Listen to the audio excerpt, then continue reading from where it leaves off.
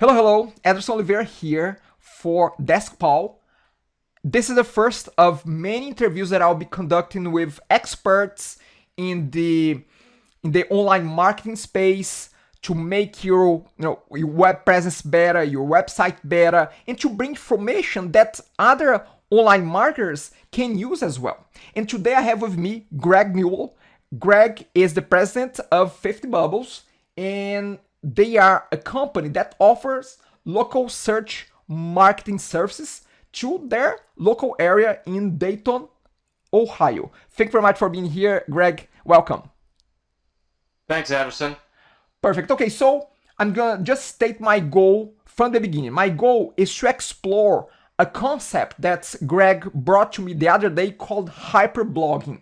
I've never heard about the term, and he will be coining that term. The concept that Greg is talking about, actually, Greg was talking about that concept to me a few days ago, and I said, you know what, that would be a great first interview to get the DeskPal series of interviews going on. So before we get to that, Greg, how about you give us a minute of your background and your company's background, what you do in your local area? Go for it. Okay. We started really as a web development company in 2004. And in that market, it was first in Columbus, Ohio. We discovered very quickly that everybody with a copy of Front Page was your competition. And so there was a lot of web development competition, but what we also discovered is not many people really understood how to show up well in the search engines. And even back then, small businesses understood the value. So we kind of switched our services, and we are still kind of recognized as a web development company, but in the local market, we are a local search engine optimization company, and that's really what we're known for. And that's the long and short of it. That's what we do. We are an outsourced business model, except for the SEO services. We outsource web design, we outsource web development, we outsource hosting, you name it. We use global resources, but when it comes to the search engine optimization and the physical optimization of a website, we do that in-house. And in the process, have discovered some techniques that aren't widely available or understood, but I can tell you are working phenomenally well, and that's, I think, what we're going to talk about today is kind of how we entered into the hyperblogging arena. Got it. Before I get to that, Greg, I've realized by looking at your site and talking to you a few times that you in your organization you focus very much on the local market. Why the decision to focus locally and not on the web globally? Why that decision? Well, that's how we market. We tend to be networkers in the local market. There's far more local business clients than there are, wide, business clients across the U.S. as far as a client base, and it's easier to talk to those people. We are very active in the community. We're in business networking, and we just happen to know our clients. The other thing that we decided as a company is we wanted to be completely transparent with our clients. And while that is possible on a national scale, it's much easier for me to sit eyeball to eyeball with the client on a monthly basis if we're doing a local service. And that's how, in our industry, we want to be perceived as completely transparent, and our clients understand exactly what we're doing on a month-to-month basis, and there's no mystery with what we're going to do on a month-to-month basis. And if you understand the SEO market at all, you'll know that a lot of clients will buy into an SEO contract and have no clue what the SEO person is doing, nor really understand what results he's getting. He just gets a bill on a monthly basis. And we had to dispel the myth that we weren't just sitting here billing the client. So we meet with our clients once a month. We go over the process. We actually interact with the client, and the client has homework. And we don't blog for our clients. We don't post on Facebook for our clients. We expect our clients to run their businesses and their website as they would any other part of their business. We just give them guidance and the wherewithal to be able to do it in a way that makes it worthwhile for them to do. Got it, got it. So just before we got to hyperblogging, what is a typical client profile of your organization? Well, we like small local businesses that would typically market or would have typically marketed in the yellow pages. So you can imagine that's doctors, lawyers, plumbers, dentists, doctors, anybody like that is trying to drive traffic interest into their establishment in a small local community. We're not trying to grab national attention with a client. We expect foot traffic. We expect traffic from local people who want to do business with local businesses. Got it, got it. Okay, that's great. So thank you for giving us, a bit of a background, what you do and what types of clients you have in your portfolio there. Now, let's get to the meat of things here. What is a short version? And again, I'm talking about short version, 30 seconds, 1 minute elevator pitch about hyperblogging. What is that? Hyperblogging is it's optimized blogging. We always think blogging itself as an optimized is a way to show up in the search engines, but nobody thinks beyond the fact that they're blogging how it's going to show up. Hyperblogging optimizes the blogging process, and one unique aspect of it is a hyperblog has a very specific theme to it, and which means that if you look at my main blog on my website, for example, they're all over the place, and those rarely show up in the search engines, and that's true of most blogs of small businesses, where they tend to blog for the sake of blogging, but they misunderstand the value of having a themed and very targeted blog. So what the difference is basically is a hyperblog is very targeted toward a specific subject that you want to show up in the search engine. Got it. Okay. So you said that hyperblogging is about having a theme and blog around it. Now, I guess that's the next natural stage here for us is to see an example, and I think that you are ready to show an example here. Yeah. Let me show you the first hyperblog I ever did, and this is actually how I discovered it. One point I want to make is we're finding that these hyperblogs are sustainable over a long period of time. So our new hyperblogging software, we've removed the date and authorship on the blog, and we let the blog kind of exist on its own. And we're starting to integrate it into content management. But about 2 years ago, a year and a half maybe, it was a cold winter morning. I had 3 clients cancel on me, and I had to kind of fill some time. So I started looking at how businesses were showing up in a local market, and they didn't actually have a physical presence in that market. And an idea of a business like that would be somebody like Home Advisor, who get a lot of traffic on their website for small local businesses, but they don't have a physical business here. And I started looking at what they do, and basically what they're doing is they're writing articles, which is blogging of sorts, around specific subjects. So if they want to get plumbers visibility in the local market, they write a series of articles on their website about plumbers in Dayton, Ohio.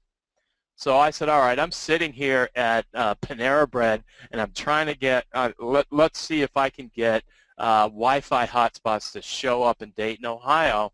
So I started writing a blog about Wi-Fi hotspots, and I went to several locations, and I tried to make this thing usable. So if I go to Google, this basic Google page, and I type best Wi-Fi hotspots, Dayton, Ohio, you're going to see the blog I wrote, and actually I think I did leave the dates on this so that you can see what the dates are.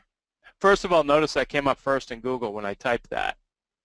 And I'm going to go back to the very first ones I wrote. On 2.9, I wrote 1, 2, 3, 4 hyperblogs, and then I wrote another one on 2.16, and I've kind of kept this thing going over a period of time.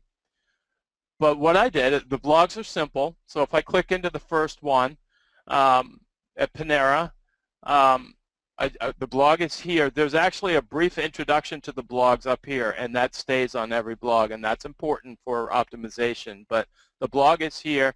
It's teaser text, and then a simple evaluation of how fast that particular location is. So all we did is wrote the blog, and then we tagged it with the location and the venue. So you see the locations in the venue. And so if you want to see all the places to go look for hotspots in Dayton, in Miamisburg, and that particular area of Dayton, you could just click that and it would show you these 4 blogs. So it becomes useful. One important aspect of a hyperblog is people have to click around. One aspect of ranking on Google is you have to reduce your bounce rate to get it as close to 0 as possible.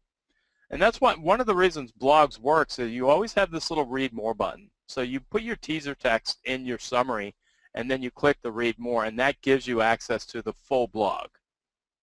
So let me ask you a question, Greg. Yeah.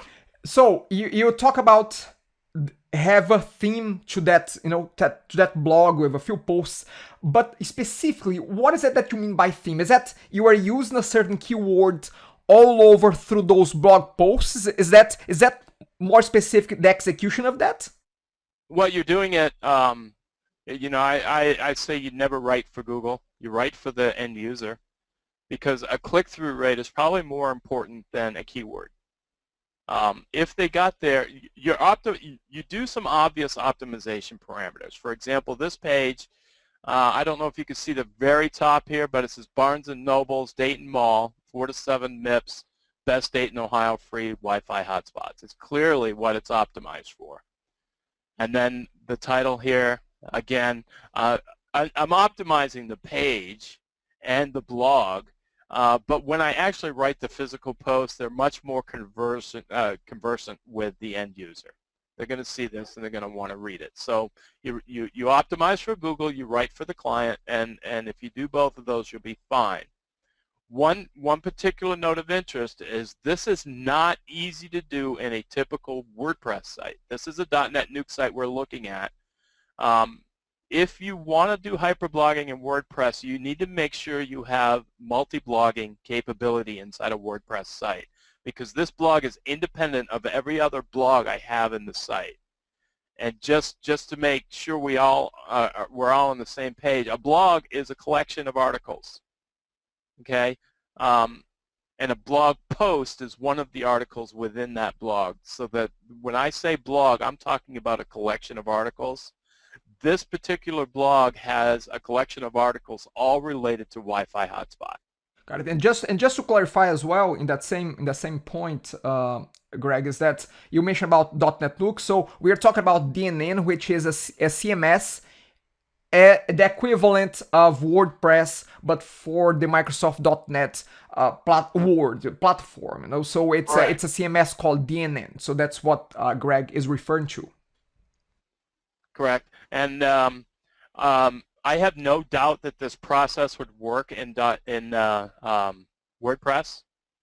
We already know that WordPress blogs optimize very well. I would say WordPress is probably responsible for bringing blogging to the mainstream to begin with. WordPress is 50% of all websites. It's also hackable because it's such a high number, and that's why we've chosen to stay away from it. But I've got no beef against WordPress at all. I think it's a good platform and would definitely work In our business, though, you want to specialize. You want to stay focused on what it is you do and not get into, 50 different other things that you could be doing. So we've stuck with .NET Nuke. Our clients seem to like it, and we drop a new blog package on the site whenever we want to use a hyperblog. And just to give you an example of that, I don't want to go through all the clients that I use, but yeah. Before you carry on, I have a question that I don't want to sidetrack you, but I would like your 2 cents on that.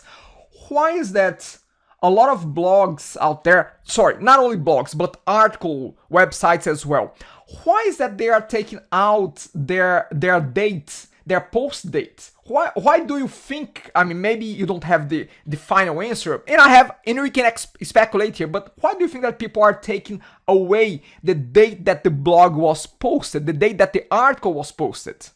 I'm taking it out of my client sites because they don't blog often enough. And Google will recognize the date of the blog and diminish the results based on the fact that it was posted a year ago. So and the other reason for that is now article sites might have a different reason for doing it, but we do it specifically for that point.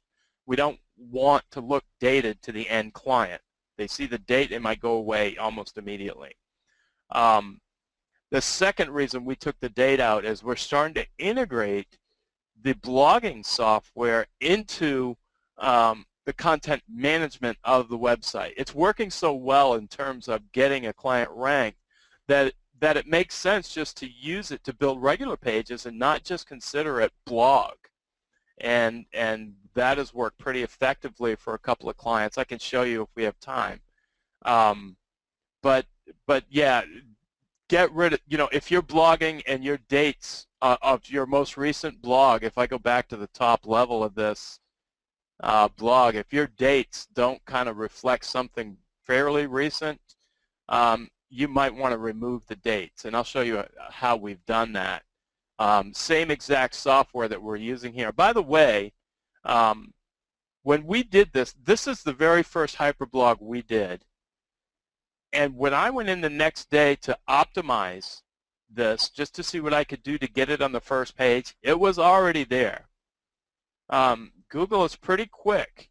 Now, it may have been sandboxed that second day, depending on when they were crawling my site. What we typically see is usually within about 3 weeks. If the hyperblog is going to cause the site to rank on the first page, that's the time frame when it happens. And we do not do much else locally for organic ranking. We don't go out and try to create a bunch of links. We don't try to do your typical SEO experience that you might see on the web. We do citations, and that is what we consider good enough for links. And for those of you that don't know, citations are just filling out directories, Yellow Pages, Better Business Bureau, Manta, all that kind of stuff. So we go out and fill out the directories that we think, and that will give you enough links to give your site some visibility. But as far as organic ranking, our hyperblogging has been the main approach, and it seems to be working very well. What I'll do is I'll take you to a lawyer site. Lawyers are very difficult to get ranked. This is Martin Foligno.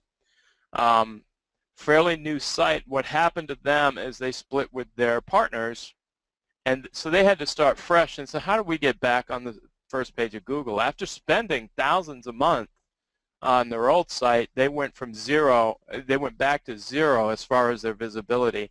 And this was right around the time we had developed hyperblogging, and I suggested to them we go in and try it, and it worked wonderfully.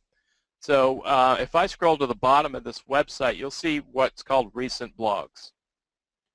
And this is recent blogs in the hyperblog sense. In other words, each one of these represents a separate, if I click on Living Wills and Healthcare Powers of Attorney, you'll go in this, you'll see an introductory paragraph about living wills, and then all the blogs in here are about living wills and power of attorney. We don't mix subject matters in a hyperblog. Now, I'm not going to take you through each one of these, but basically you type this, you put your tags in there, and then you put some teaser text, which the whole idea is to get somebody to click the read more. And in my world, basically what seems to be working the best is if these things kind of look like a running frequently asked questions kind of series, because everybody, when they come and look at living wills and powers of attorney, already have a specific thing in mind. So if you can capture that in some of the titles, they're going to click read more. And what did you do if they do that? You just reduce your bounce rate.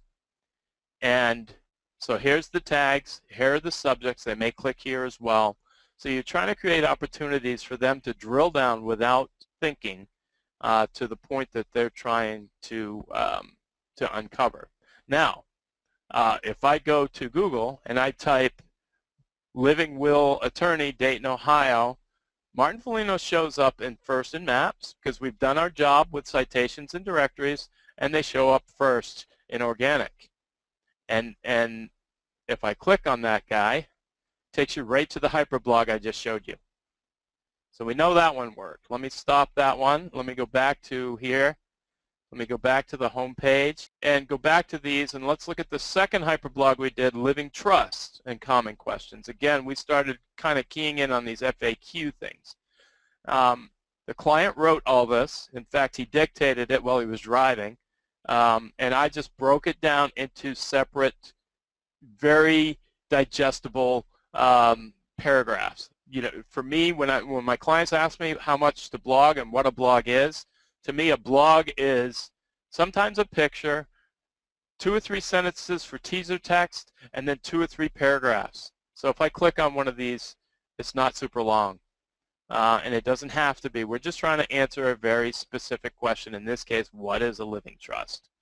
And at the The other aspect that I see there is that there are no dates, so whoever is visiting that, although I could say, hey, what's the date of that? But then it's meaningless because it's a piece of information that it's timeless, isn't it?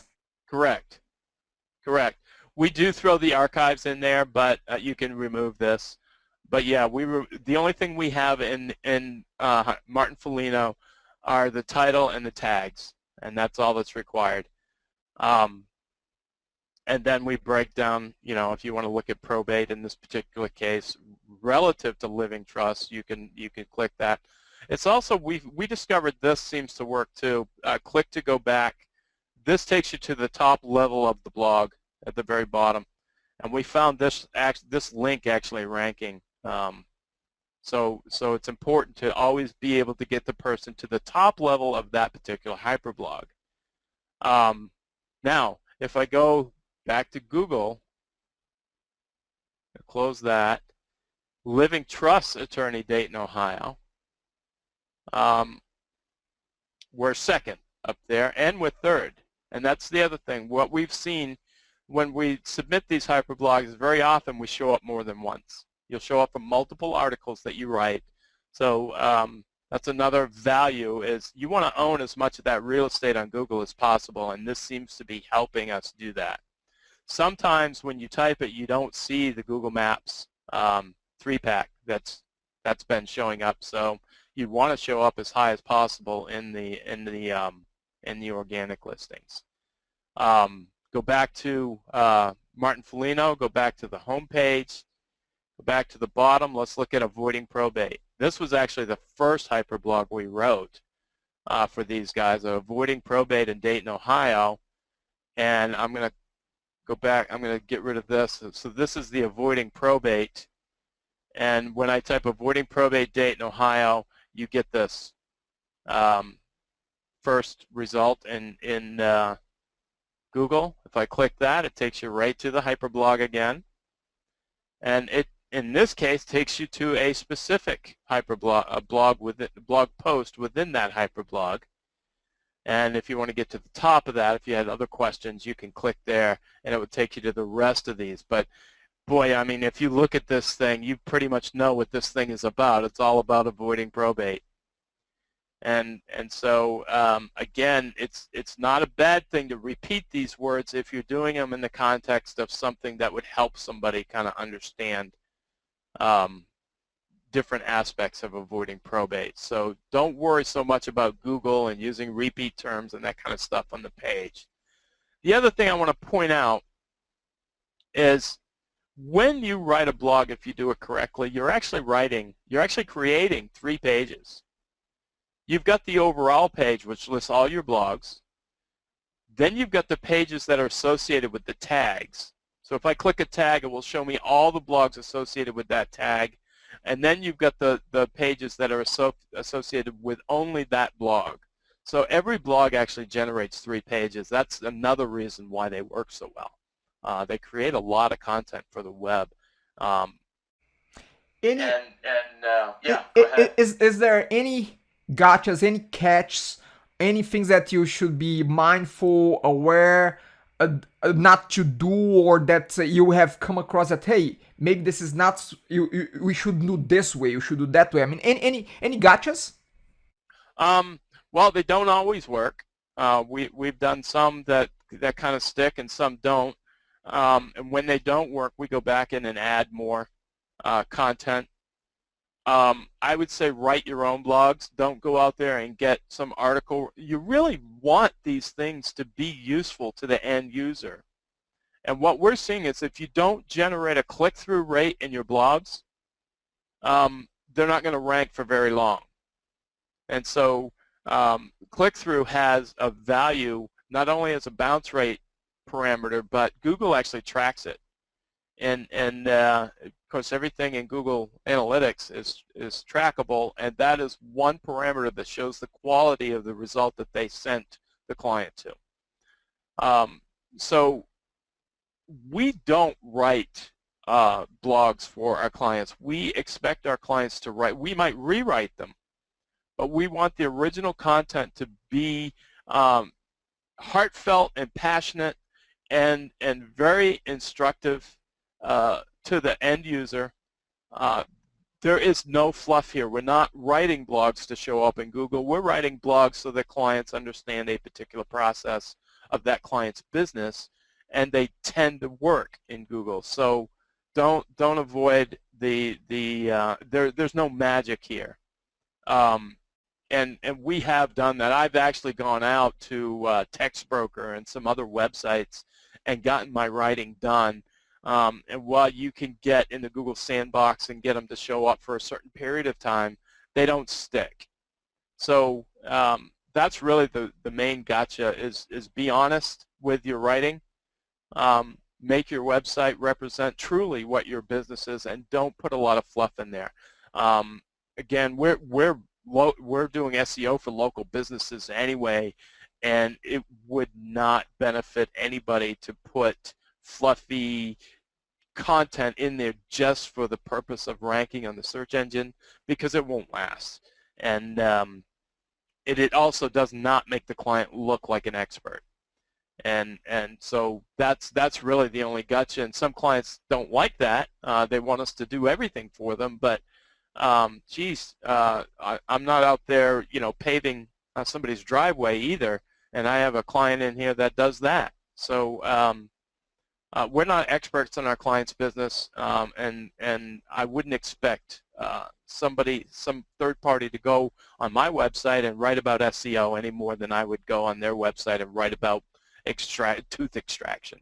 So that's really the only gotcha. This is no magic here. What we do is we get our clients to write the article. Sometimes they'll just send me a full-page Word document, and we'll break it into HYPERblogs. That's okay. The other thing that we found works very well is if we already know what the keyword is, we just cue the client with an email, and we just ask the client a question relative to that keyword, and tell the client to answer us in email like he was answering a client. And by doing that, he's written a blog and he doesn't even realize it, and then we go post it. So it has to sound genuine, sound natural, sound really that someone is caring about, whoever is reading that as, some source, some natural source of information, of good information. Exactly. And we are now starting to play with within the context of these HYPERblogs, because they are working so well. adding video and adding graphic content.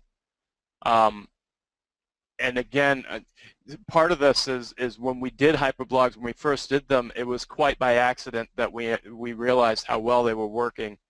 But if I'm going to close this, we've looked at Martin Foligno enough. Every hyperblog in Martin Foligno seemed to work though. But one thing I noticed when we did a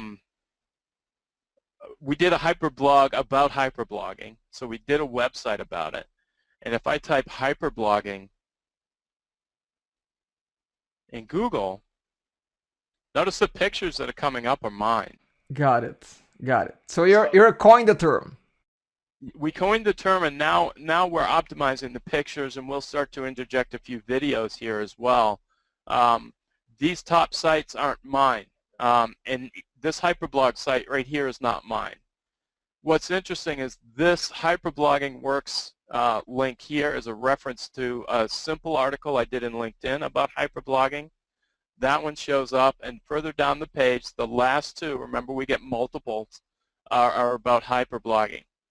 What lesson we learned here, though, is that the hyperblogs within the site showed up, not the home page, within 3 days of posting this. So if I click on one of these, what you'll see is a hyperblog, if it comes up, and these will show up in Google Images. So this, again, I mean, now that you've seen a couple of these, it's very clearly a hyperblog, and we're playing with the pictures here and making sure those are showing up, and then it's all architecturally very similar. We've got a back to the hyperblogging link that takes you to the top level that shows you all these. You probably recognize these pictures now that we see in Google search, the tags, and we always try to put a form here, and that's really the other thing that we do, is we don't solicit a lot of interaction. You won't find at the bottom of this, for example, a comment section. What we want is somebody's going to comment is for them to put their email and send us the comment. I don't have a lot of time, frankly, to spend in dialogue on this page, but beyond that, with our local clients especially, if you put a comment section on the page and no comments happen, that doesn't look good. So we decided to just get rid of it altogether and put some sort of request comments here, and that seems to work very well. In the original one where I did the Wi-Fi hotspots, there's always a form you're going to see on the page. On the Wi-Fi hotspots, this form actually goes to a buddy of mine. We don't do Wi-Fi hotspots. So if it's a client that's looking to develop a Wi-Fi for their business establishment, they fill this out and it emails directly to that person. And I'm sure he's pretty thankful. He's gotten like 4 or 5 inquiries on Wi-Fis. So perfect. So Greg, if I may ask, if someone wants to get more information about hyperblogging, I guess that page that you were just showing a second ago in this site is the one that they should go to. I would take them here first because it kind of explains everything. It explains what a hyperblog is and how they work. And what's interesting is when we started kind of reverse engineering why they work, we started figuring out, well, this isn't new. There's actually, let's see, I think I put it in a blog. I'm going to go back to the bottom, click to the top here, and I actually wrote about SEO silos. And if you research SEO silos on the web, it is probably the best explanation out there about why hyperblogs work. The problem that I found with SEO silos is the procedures and basically to implement what they talk about is very difficult. They don't make it easy. And the hyperblogging process just makes it easy. I just drop a blog into the site, theme it, and start writing a few articles, and boom, you're done. And it basically effectively does everything that they tell you to do on this link right here.